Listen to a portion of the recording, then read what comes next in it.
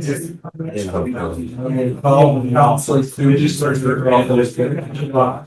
what I can't do. I know all the time that yeah.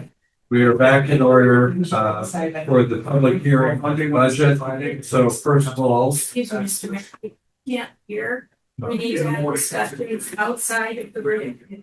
Can we please have discussions outside the room so we can? Yes. Meeting, I'm sorry. So first off is the roll.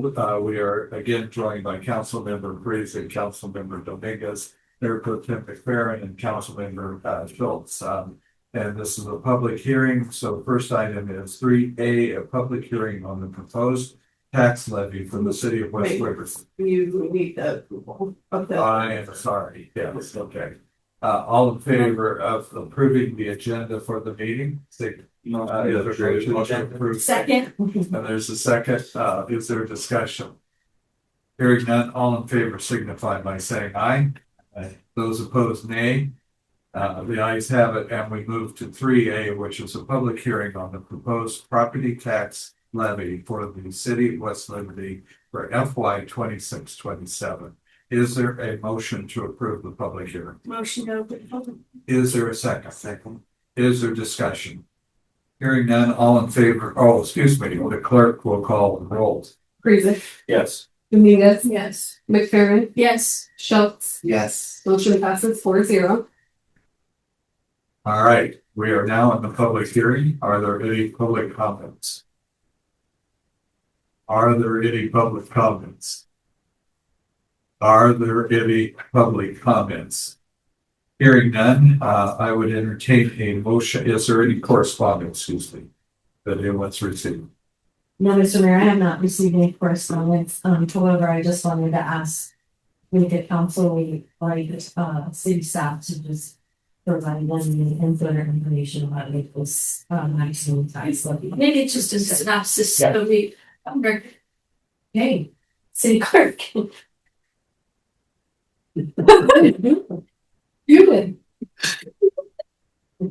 Okay, so again, under the new Iowa requirements for budgeting, they a couple of years ago added this maximum tax levy where our cities are limited to no more than 3% growth. And that's what determines our 810 levy. And so we're currently still in that process of budgeting at a 3% cap. And so what we're showing you here is that the city is continuing to stay within or just a little below our 3% cap. So we're not increasing the tax levy specifically for these items that are identified here, and that is property tax, employee benefits, and tort liability, which is our insurance. So in this case, I believe it still keeps, I think it keeps our overall at 8.3, yeah, 8.34. But again, the importance is we're maintaining under that 3%. So, and if we go above that, then we're forced to go to the 810 levy and we lose our additional percentage of levy tax. And they will also that will threat the loss tax. Yeah.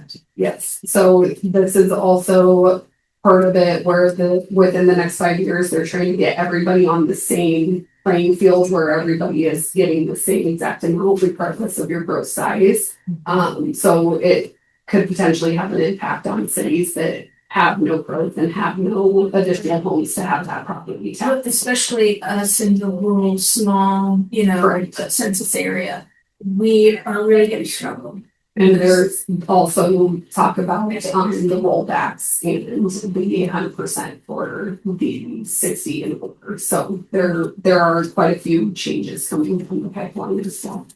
And I noticed there's at least a $20,000 increase in our tort liability, and it sure is not to go down.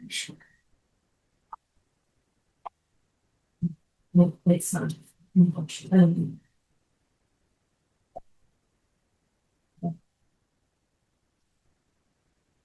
And I didn't know if you had any other questions about, when you're looking at employee levy, what that is, any employee under the general fund programming, we can levy, primarily it's, you know, those costs,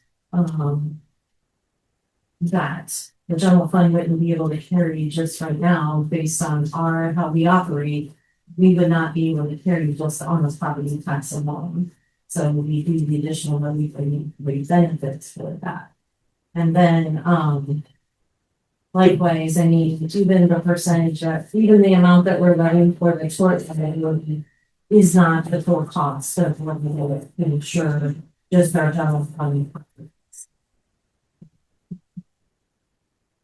But in order to manage that growth path and also thinking about, property tax, here's what this does not include is debt.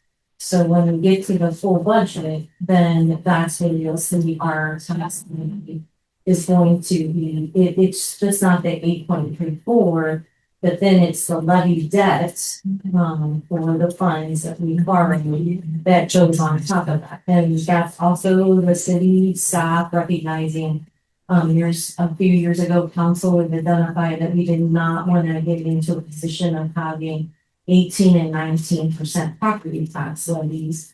And this is, we're trying to stay within that. But again, it's going to be more difficult going forward, especially when we have a cap on this fund development.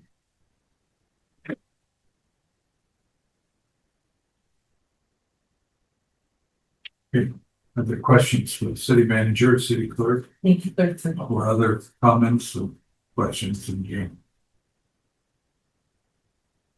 Hearing none, I would entertain a motion to close the public hearing.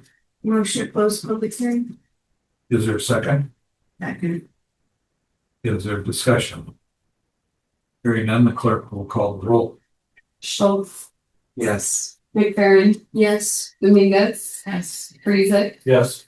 motion passes 4-0. I would entertain a motion to adjourn this meeting. Motion to adjourn tax levy. Proposed tax agenda levy. Is there a second? Second. Is there discussion? Hearing none, all in favor signify by saying aye. Aye. Those opposed, nay. The ayes have it, and we will be meeting the regular city council meeting at 6:30.